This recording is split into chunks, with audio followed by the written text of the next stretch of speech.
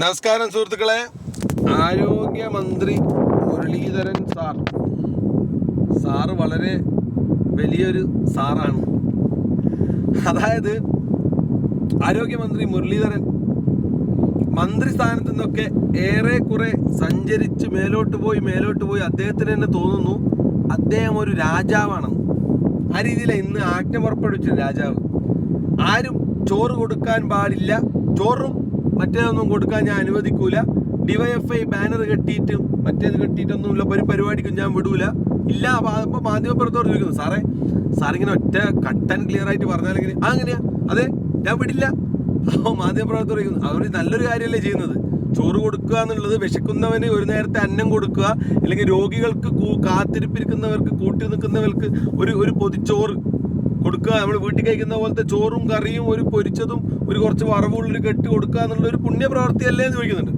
അന്നേരം ഈ ചങ്ങായി പറയുന്നത് എന്താണെന്ന് വെച്ചാൽ, ഇല്ല ഞാൻ വിടൂല, ചോറൊന്നും കൊടുക്കാൻ എൻ്റെ മറ്റേ UDF തീരുമാനമാണ്, പിന്നെ മെഡിക്കൽ കോളേജിനുള്ളിൽ നിന്ന് ഒരു പരിപാടിക്കും ഞാൻ വിടൂല. ഏത് മറ്റേ ഡയലോഗ് തറവാട്ട് വക സ്വത്ത്, ഞാൻ പറഞ്ഞില്ലേ, മന്ത്രിയിൽ നിന്ന് ഏറെ ദൂരം സഞ്ചരിച്ചു, കഥ ഏറെ മുന്നോട്ട് പോയി അദ്ദേഹത്തെ തന്നെ ഒരു രാജാഭിഷേകം നടത്തി രാജാവായി പ്രഖ്യാപിച്ചിരിക്കുകയാണ്. അപ്പോൾ മുരളീധരനെ പറ്റി അധികം ആർക്കും ഒന്നും പറഞ്ഞു തരേണ്ട ആവശ്യമില്ല. കരുണാകരൻ എന്ന വൻമരം വീണപ്പോൾ ആ വൻമരത്തിൻ്റെ, കരുണാകരൻ എന്ന വലിയൊരു ആൽമരത്തിൻ്റെ താഴെയുള്ള ഒരു ഇത്തിൽ കണ്ണിയായി അച്ഛൻ്റെ യാതൊരു ഗുണങ്ങളും ഇല്ലാതെ ഒരു എന്താ പറയുന്ന ആ അച്ഛൻ്റെ എല്ലാ പോഷകങ്ങളും വലിച്ചെടുത്തുകൊണ്ട് വളർന്നൊരു ഇത്തിൽ കണ്ണി, അത്രേ പറയാൻ പറ്റില്ല. കാരണം ഒരുപാട് ഇലക്ഷനിൽ നിന്നുകൊണ്ട് ജനങ്ങൾ തന്നെ തോൽപ്പിച്ച് വീണ്ടും ഹാട്രിക് ഒക്കെ ആയിട്ട് തോറ്റിട്ടുണ്ട് കോഴിക്കോട് നിന്നൊക്കെ. അപ്പോൾ തോറ്റ് അങ്ങനെ ലോട്ടറി എടുക്കുന്ന പോലെ എടുത്തെടുത്തുകൊണ്ട് എല്ലാ ഇലക്ഷനിലും കയറി നിൽക്കും. എന്നിട്ട് അങ്ങനെ ഈ പ്രാവശ്യം എല്ലാ ഒരു പിന്നെ വലത് തരംഗം കാറ്റ് ആന് വീശിയപ്പോൾ ആ കാറ്റിൽ അങ്ങ് ജയിച്ചു പോയ ഒരാൾ, അത്രേ ഉള്ളൂ. മുരളീധരനെ പറ്റി സിമ്പിളായിട്ട് പറയാൻ അത്രേ ഉള്ളൂ. പിന്നെ ഈ പറഞ്ഞ പോലെ സംസാരമാണെങ്കിൽ വായി തോന്നിയത് മറ്റേ കൊതക്ക് പാട്ട് എന്ന് പറഞ്ഞ പോലെ വായി തോന്നി അന്നേരം വിളിച്ചു പറഞ്ഞ് ഒരു മറ്റേ വർഗീയ പ്രീണനം ഉണ്ടാക്കുന്ന രീതിയിൽ ഒക്കെയുള്ള സംസാരമാണ്. മുസ്ലിങ്ങൾ കൂടുതലുള്ള ഏരിയയിൽ പോയി കഴിഞ്ഞാൽ അവിടെയുള്ള ഒരു സംസാരം, അല്ലാതെ പൊതുവായിട്ടുള്ളൊരു നിലപാടുകളിലൊന്നും അങ്ങനെ ഉള്ള ഒരാളൊന്നല്ല. പല പ്രസംഗങ്ങളിലും അദ്ദേഹത്തിൻ്റെ കണ്ടിട്ടുള്ളൊരു രീതിയാണത്. അപ്പോൾ പൊളിറ്റിക്സിൽ അങ്ങനെ ഒരു വലിയൊരു ക്ലീൻ ഇമേജ് ഉള്ള ആളൊന്നുമല്ല.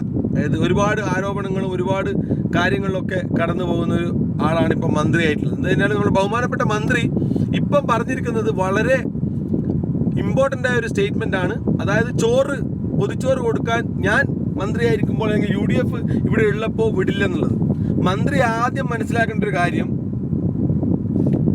ചോറ് അത് DYFI ആയി, അത് RSS ആയി, അത് മുസ്ലിം ലീഗായി, അത് KMCC ആയി, അത് UDF ആയി, അത് യൂത്ത് കോൺഗ്രസ് ആയി, അത് ഏത് തൊരപ്പന്മാരായി. ടു ബി ഓണസ്റ്റ്, രാഷ്ട്രീയത്തിൽ ഈ കുളിമുറിയിൽ എല്ലാവരും നഗ്നരാണെന്ന് പറഞ്ഞ പോലെ ഇവിടെ ആരും മാർപ്പാപ്പയൊന്നുമില്ല. എല്ലാ രാഷ്ട്രീയത്തിലും അതിൻ്റെതായ ഗുണങ്ങളും ദോഷങ്ങളും ഒക്കെ ഉണ്ട്, അല്ലേ? അപ്പോൾ ഇവിടെ പ്രവൃത്തികൾക്കാണ് മാനദണ്ഡം, അല്ലേ? അങ്ങനെയാവുമ്പോൾ ചോറ് കൊടുക്കുക എന്നുള്ളത് ബേസിക് ആയിട്ടൊരു സാധാരണക്കാരനെ സംബന്ധിച്ചിട്ട് ഹോസ്പിറ്റലാവുക എന്നുള്ളത് വളരെ വിഷമമുള്ളൊരു കാര്യമാണ്. അത് പനി ആയിക്കോട്ടെ, ജലദോഷം ആയിക്കോട്ടെ, അല്ലെങ്കിൽ കൈയൊടിഞ്ഞതായിക്കോട്ടെ, കാലൊടിഞ്ഞതായിക്കോട്ടെ, ആക്സിഡൻ്റ് ആയിക്കോട്ടെ, വലിയ അസുഖങ്ങളൊക്കെ ഉള്ള ആൾക്കാർ ഹോസ്പിറ്റലിൽ നിൽക്കുന്നത് അങ്ങേയറ്റം വിഷമത്തോട് കൂടിയിട്ടാണ്. മാനസികമായ വിഷമം ഉണ്ടാവും, ശാരീരികമായ വിഷമം ഉണ്ടാവും, സാമ്പത്തികമായിട്ട് വലിയ വിഷമം ഉണ്ടാവും.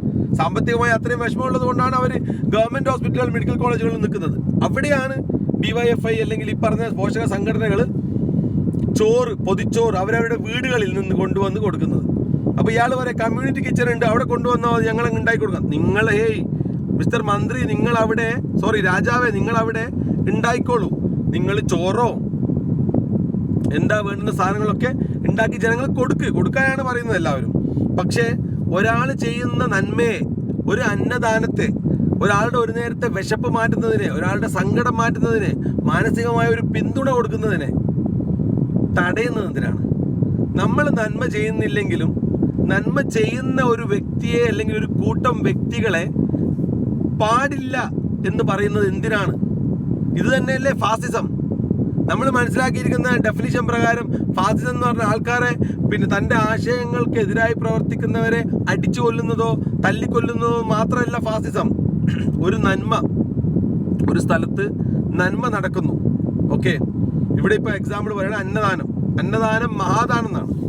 ഓക്കെ, അന്നദാനം നടക്കുന്നു. ആ അന്നദാനത്തിൽ നിങ്ങൾക്ക് എന്തിനാണ് ക്രിമികടി? നിങ്ങൾ മന്ത്രി ആയിക്കോട്ടെ, രാജാവായിക്കോട്ടെ, എന്ത് കോപ്പും ആയിക്കോട്ടെ, അത് കൊടുക്കുന്നത് DYFI ആയിക്കോട്ടെ, RSS ആയിക്കോട്ടെ, മുസ്ലിം ലീഗ് ആയിക്കോട്ടെ, ആരായിക്കോട്ടെ, കുറച്ച് ആൾക്കാർ ആ ഹോസ്പിറ്റലിലുള്ള രോഗികൾക്കും അവരെ കൂട്ടിരിപ്പുകാർക്കും ചോറ് കൊടുക്കുന്നെങ്കിൽ, പൊതിച്ചോറ് കൊടുക്കുന്നെങ്കിൽ, അതിൽ നിങ്ങൾക്ക് എന്തിനാണ് ക്രിമികടി മിസ്റ്റർ? നിങ്ങൾ നിങ്ങളുടേതായ രീതിയിൽ നല്ല കാര്യങ്ങൾ ചെയ്തോളൂ. നിങ്ങളിവിടെ മന്ത്രിയാകുന്നതിന് മുന്നേ, നിങ്ങളിവിടെ രാജാവാകുന്നതിന് മുന്നേ എത്രയോ വർഷങ്ങളായി കൊടുത്തുകൊണ്ടിരിക്കുന്ന ഈ പൊതിച്ചോറിന് പറയാൻ നിങ്ങൾക്ക് എന്ത് ധാർമ്മികമായ അവകാശമാണുള്ളത്? അല്ലെങ്കിൽ പിന്നെ ഗവൺമെന്റ് എല്ലാവർക്കും പൊതുവിടങ്ങളിലുള്ള ഹോസ്പിറ്റലുകൾ, അതുപോലെയുള്ള പൊതുവിടങ്ങളിലെ എല്ലാവർക്കും മുക്കിന് കമ്മ്യൂണിറ്റി ഹെൽത്ത് സെന്ററുകളും കമ്മ്യൂണിറ്റി ഫുഡ് സെന്റേഴ്സും ഉണ്ടാക്കിയിട്ട് ഭക്ഷണം കൊടുക്കാൻ ഗവൺമെന്റിന് പറ്റുമോ? ജനങ്ങൾ വെല്ലുവിളിക്കുകയാണ് നിങ്ങളെ. നിങ്ങൾ ആരോഗ്യമന്ത്രിയോ അല്ലെങ്കിൽ പൊതുമരാമത്ത് മന്ത്രി, എന്ത് മന്ത്രി ആയിക്കോട്ടെ, നിങ്ങൾ ഈ പറഞ്ഞ സ്റ്റേറ്റ്മെന്റിനോട് നിങ്ങൾക്ക് നീതി പുലർത്താൻ പറ്റുമെങ്കിൽ കേരളത്തിലുള്ള പൊതുവിടങ്ങളിലുള്ള വിശന്ന് വരഞ്ഞു നിൽക്കുന്ന, പൈസ കയ്യിലില്ലാതെ മാനസികമായും സാമ്പത്തികമായും വിഷമം ഉൾക്കൊള്ളുന്ന ആൾക്കാർക്ക് ഒരു നേരത്തെ, നിങ്ങൾ ചലഞ്ച് ചെയ്യുന്നത് 3 നേരത്തേക്കല്ല, ഒരു നേരമെങ്കിലും നിങ്ങൾ ഒരു പൊതിച്ചോറ്, മാന്യമായ രീതിയിലുള്ള ചോറും കുറച്ച് കറിയും കുറച്ച് വറവും ഒരു കഷ്ണം പൊരിച്ച് കൊടുക്കാനുള്ള കെൽപ്പ്, ആംബിയർ നിങ്ങൾ ഈ പറഞ്ഞ മന്ത്രിക്കുണ്ടോ? പേഴ്സണലായിട്ടോ മന്ത്രി അടങ്ങുന്ന മന്ത്രിയുടെ പാർട്ടിക്കോ സംഘടനകൾക്കോ കൊടുക്കാൻ പറ്റി കൊടുത്തോളി. അങ്ങനെയല്ലേ ചെയ്യേണ്ടത്? നന്മയുടെ പക്ഷത്തേക്ക് വരൂ. അതിലൊരു പോളിറ്റിക്സോ ഒരു ഇതോ ഇല്ല. ഞാനിതിൽ DYFIന്റെ ആളായിട്ടും സംസാരിക്കുന്നില്ല. DYFI തെറ്റിയത് തന്നെയാണ്. DYFI പറഞ്ഞ പോലെ മാർപ്പാപ്പയൊന്നല്ല.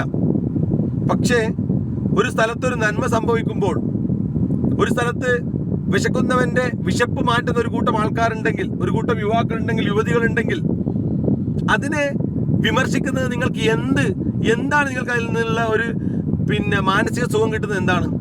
നിങ്ങളിപ്പോൾ ഇത് പറഞ്ഞല്ലോ, ചോറ് കൊടുക്കാൻ പാടില്ല, ചോറ് കൊടുക്കാൻ ഞങ്ങൾ അനുവദിക്കില്ല, ഞാൻ മന്ത്രിയായിരിക്കുമ്പോൾ UDFന്റെ തീരുമാനമാണ്, ഹോസ്പിറ്റലിൽ ചോറ് കേട്ടില്ല. എന്തൊക്കെ ബോഷ്കാണ് വിളമ്പുന്നത്? ഞാൻ വളരെ വിനയത്തോടു കൂടി ചോദിക്കാൻ ആഗ്രഹിക്കുകയാണ്. ഇപ്പറഞ്ഞ മന്ത്രിക്കോ മന്ത്രിയായിട്ട് ബന്ധപ്പെട്ട വകുപ്പുകൾക്കോ കാലങ്ങളോളം, നിങ്ങൾ ഭരിക്കുന്ന കാലത്തോളം ഒരു ദിവസം മുടങ്ങാതെ, അത് പെരുന്നാളിനോ ക്രിസ്മസിനോ ഓണത്തിനോ വിഷുവിനോ അല്ല, 365 ദിവസവും അതിന്റെ പിന്നിലുള്ള പ്രവർത്തനം എന്ന് പറഞ്ഞു കഴിഞ്ഞാൽ ആരെയും നിർബന്ധിച്ച് ചെയ്യുന്നതൊന്നല്ല. നിങ്ങൾ മനസ്സിലാക്കേണ്ടത്, ഈ കൊടുക്കുന്ന ചോറ്, പൊതിച്ചോറ്, ഒരാൾ പോലും ഒരു മണിച്ചോറ് പോലും നിർബന്ധിച്ച് എവിടെ നിന്നും കൊണ്ടുവരുന്നില്ല. അവരവരെ വീടുകളിൽ നിന്ന്, ഓരോരോ ആൾക്കാരുടെയും വീടുകളിൽ നിന്ന് 5-10 പൊതികൾ ഉണ്ടായി കൊണ്ടുവന്നാണ് അവിടെ സപ്ലൈ ചെയ്യുന്നത്. അത് വെറും ചോറല്ല, അതൊരു നേരത്തെ ഭക്ഷണമല്ല. ഞാൻ നേരത്തെ പറഞ്ഞ പോലെ ആ ഹോസ്പിറ്റലിലുള്ള ആ ആരോഗ്യം നഷ്ടപ്പെട്ടവന്റെ, സാമ്പത്തികമായ ബുദ്ധിമുട്ട് അനുഭവിക്കുന്നവന്റെ, മാനസികമായ പിരിമുറുക്കം അനുഭവിക്കുന്നവരുടെ ഒരു കൈത്താങ്ങാണത്. ഒരു മാനസികമായിട്ടൊരു പിന്തുണ കൂടെയാണ് അത്. അല്ലാതെ വെറും ഒരു ചോറ് വെച്ചിട്ട് പോക്കല്ല. അതൊരു കരുതലാണ്, അതൊരു സ്നേഹത്തിന്റെ വേറൊരു രീതിയാണത്. ഞങ്ങളുണ്ട് കൂടെ. അങ്ങനെ നിങ്ങൾ പറഞ്ഞ പോലെ രാഷ്ട്രീയമാണെങ്കിൽ ഈ പൊതിച്ചോറ് കൊടുത്ത ആൾക്കാരുടെ എല്ലാവരുടെയും വോട്ട് CPM പോകണ്ടേ? അങ്ങനെയൊന്നുമില്ല. ഈ പൊതിച്ചോറ് കൈപ്പറ്റുന്നതിൽ CPM ഉണ്ട്, പൊതിച്ചോറ് കൈപ്പറ്റുന്നതിൽ ലീഗും ഉണ്ട്, UDF ഉണ്ട്, BJP ഉണ്ട്. അതിനൊന്നും പാർട്ടിയില്ലേ. ഈ പറഞ്ഞ പോലത്തെ പക്ക ചുംബത്തരം ബോഷ്ക്ക് വിളമ്പുന്ന ആൾക്കാരൊന്നും ദയവ് ചെയ്തിട്ട് മന്ത്രി ഒന്നാക്കി വെക്കല്ലേ. പറഞ്ഞ പോലെ അവർ കരുതുന്നത് അവരെന്തോ കോപ്പിലെ രാജാവായിട്ടാണ്. അങ്ങനത്തെ സംസാരമല്ലേ. പണ്ട് സുരേഷ് ഗോപി ചോദിച്ച പോലെ, ആരാ നിങ്ങളൊക്കെ, ആരാ, എവിടുന്നാ വന്നേ എന്ന് പറഞ്ഞ പോലെ അല്ലേ സുരേഷ് ഗോപി മാധ്യമപ്രവർത്തകരോട് ചോദിച്ചു. കറക്റ്റാണ്. ഈ മാധ്യമപ്രവർത്തകർ കുത്തിത്തിരിപ്പ് ഉണ്ടായിക്കൊണ്ടിരിക്കുമ്പോൾ സുരേഷ് ഗോപി ചോദിച്ചു, നീയൊക്കെ ആരാടേ, ഏത് മാധ്യമമാണ് നീയൊക്കെ ചോദിച്ചത്? സുരേഷ് ഗോപിയുടെ പൊളിറ്റിക്സ് എന്തോ ആയിക്കോട്ടെ, അദ്ദേഹം അന്ന് ചോദിച്ച കറക്റ്റ് ചോദ്യമാണ്.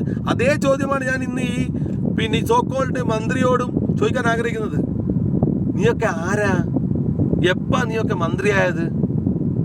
ഒരു മന്ത്രി ആയാൽ തന്നെ അതിന്റെ ആ ഒരു മിതത്വവും ആ ഒരു ബഹുമാനവും നിങ്ങൾ ജനങ്ങളിൽ നിന്ന് നേടിയെടുക്കണ്ടേ?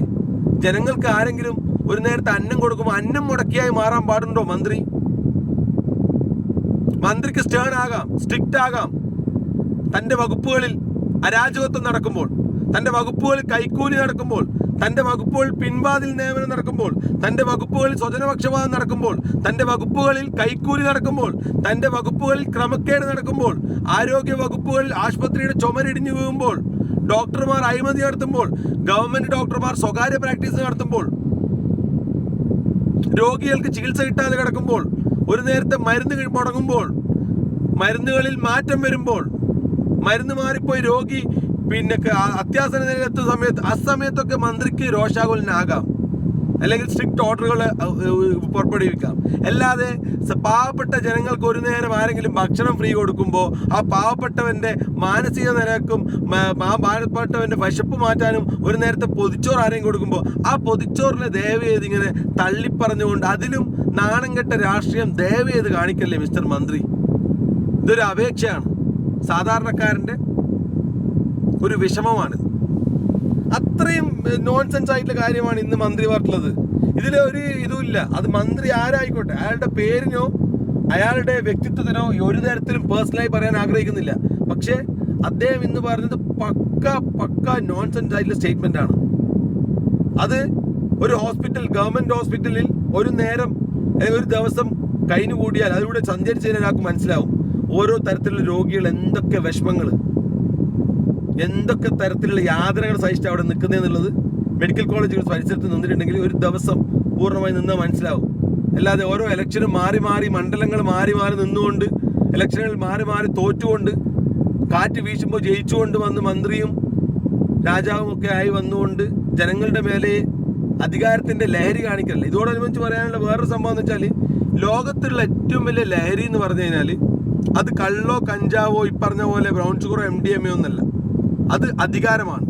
ഈ അധികാരത്തിന്റെ ലഹരി തലക്ക് പിടിക്കുമ്പോഴാണ് ജനങ്ങൾ, ആ മന്ത്രി മത്ത് പിടിച്ചുകൊണ്ട് മന്ത്രി വിചാരിക്കുന്നത് ഞാൻ രാജാവാണെന്ന്. അങ്ങനെയാണ് ഈ ആജ്ഞകൾ വരുന്നത്. ചോറ് വിളമ്പാൻ ഞാൻ വിടില്ല, പൊതിച്ചോറ് കൊടുക്കാൻ ഞാൻ വിടില്ല, പൊതിച്ചോറ് കൊടുക്കാൻ പാടില്ല. അപേക്ഷയാണ് സാർ, അപേക്ഷയാണ്. നന്മ ചെയ്തില്ലെങ്കിലും ഉപദ്രവിക്കരുത് പാവം ജനങ്ങളെ. Good bye.